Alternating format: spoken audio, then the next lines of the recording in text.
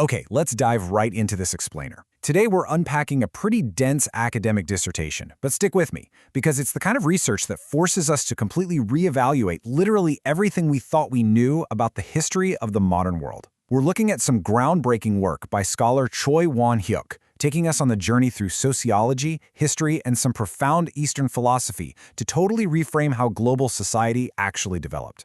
We usually just assume the West completely invented the modern era, right? When we hear the word modernity, our brains immediately go to the European Enlightenment, the Industrial Revolution, or Western democratic systems.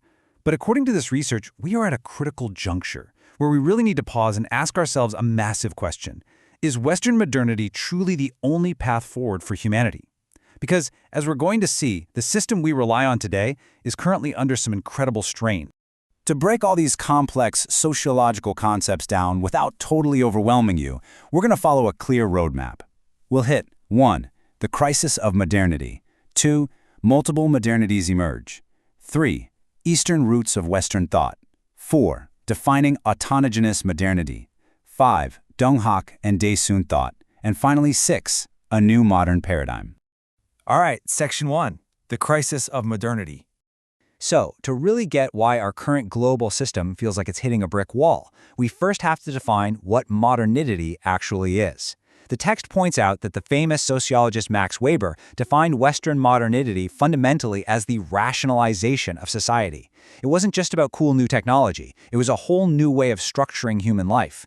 Weber argued this was built on 3 specific pillars: rational capitalism, rational legal and administrative systems, which means the rule of law and bureaucracy, and rational social differentiation. Basically, the West took the messy, organic reality of human life and forced it into highly efficient, compartmentalized boxes.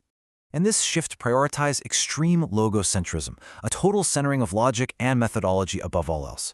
This worldview famously stems from René Descartes and his iconic declaration, "I think, therefore I am." It established a framework of methodological skepticism, where truth had to be absolute, the worldview became strictly scientific, and society rapidly secularized. Everything literally became just an object to be analyzed, categorized, and managed for maximum efficiency. But here's the catch, and it's a big one. The research points out that this hyper-rationality came with a massive cost. Postmodern critics argue that this rational narcissism, where the individual ego becomes the center of all laws, totally rejecting larger ideals or spiritual interconnectedness, inevitably led to severe human alienation. By prioritizing clinical rationality, the modern system inherently excludes and marginalizes anyone deemed the other. It's like we built these incredibly efficient societies, but completely sacrificed our profound connection to one another. That deep sense of isolation is captured perfectly by Jean-Paul Sartre's famous, haunting quote, "Hell is other people." Moving on to Section 2, multiple modernities emerge. As this deep sense of human alienation became super obvious throughout the turbulent 20th century, scholars started realizing something crucial. The Western blueprint just wasn't the only way to build a modern society. According to scholars like S.N. Eisenstadt, the solution lies in a concept called multiple modernities.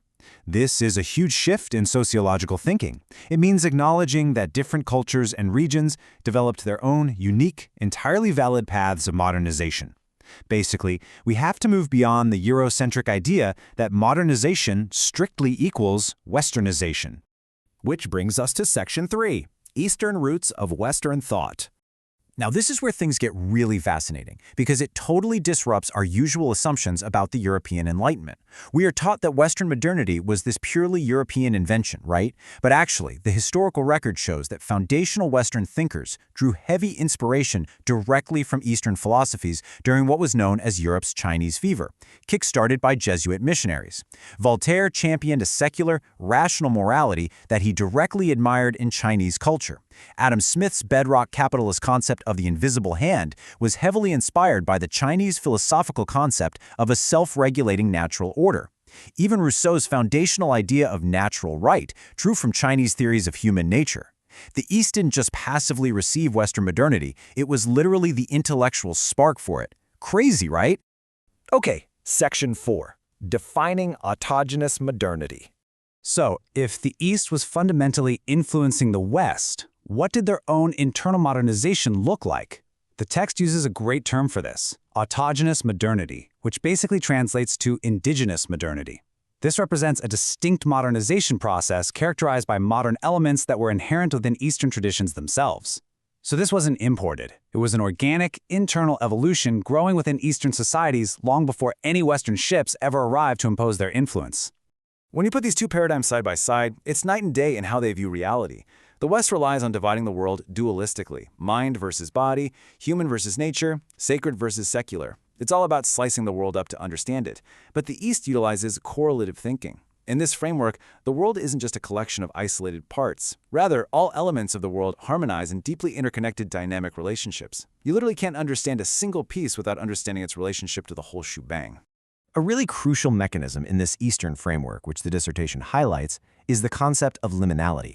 The source explains this as a reflective boundary space where the sacred and the secular seamlessly interact.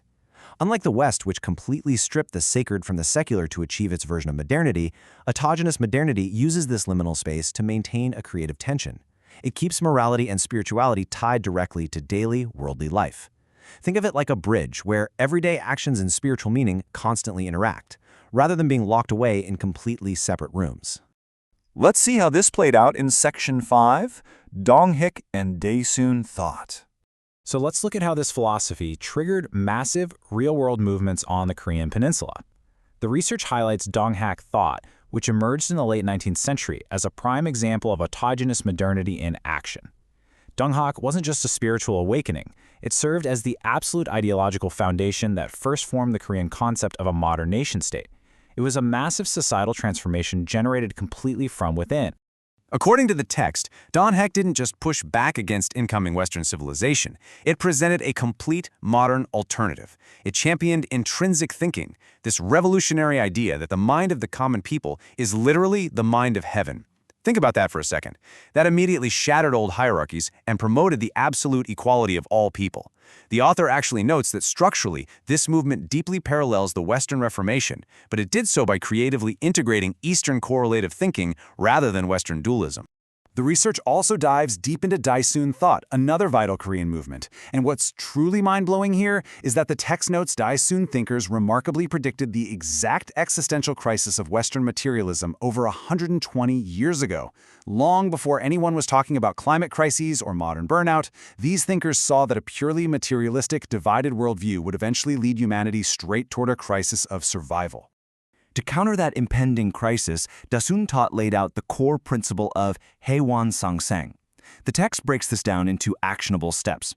First, you have to identify relationships dominated by Sanggik, which means mutual conflict or destructive opposition. Second, you actively work to resolve the deep underlying grievances, resentments, and historical traumas within those relationships. And finally, third, through that resolution, you realize Sangsang, the path of mutual beneficence, harmony, and true coexistence. It's practically a step-by-step masterclass on healing divided societies. Finally, Section 6, a new modern paradigm. So, what does this all mean for us today? How does this historical blueprint apply to our shared global future? Well, the research proposes a concept called Tongsep, which translates to consilience, or a deep unifying integration. This is presented as a vital theoretical model that doesn't just reject the West. Instead, it's about taking the absolute best of both worlds, integrating the undeniable power of Western scientific rationality with the profound, interconnected morality of the East. It's about maintaining the benefits of modern technology and efficiency while finally restoring the spiritual and moral equilibrium we absolutely need for a sustainable, humane society. Which leaves us with a final, massive question based directly on the text. As we face unprecedented global challenges today, how are we going to synthesize these rich, diverse traditions to navigate the future survival and thriving of humanity? Are we ready to embrace a new modernity that actually goes beyond the limitations of the past? Thanks for joining us to explore this fascinating shift in perspective on this explainer. Keep questioning and keep learning.